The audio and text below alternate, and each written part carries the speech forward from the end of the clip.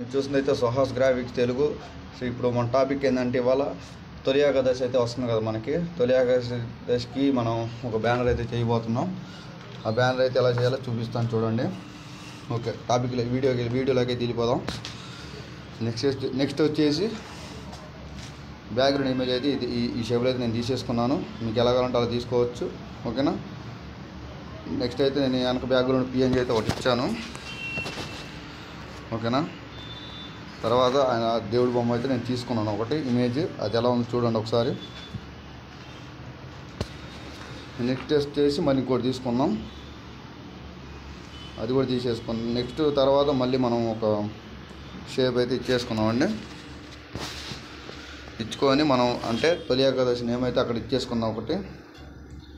అది ఇప్పుడైతే నేను అక్కడైతే నేమ్ అయితే ఇచ్చేసుకున్నా. అక్కడ పైన మనకి ఏం పెట్టాలంటే మీకు మీ కుటుంబ సభ్యులందరికీ తొలి ఏకాదశి శుభాకాంక్షలు పెడదామండి.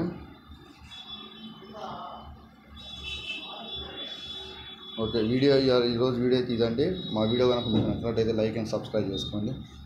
అలాగే కొత్తగా చూస్తున్న వాళ్ళైతే సబ్స్క్రైబ్ చేసుకోండి.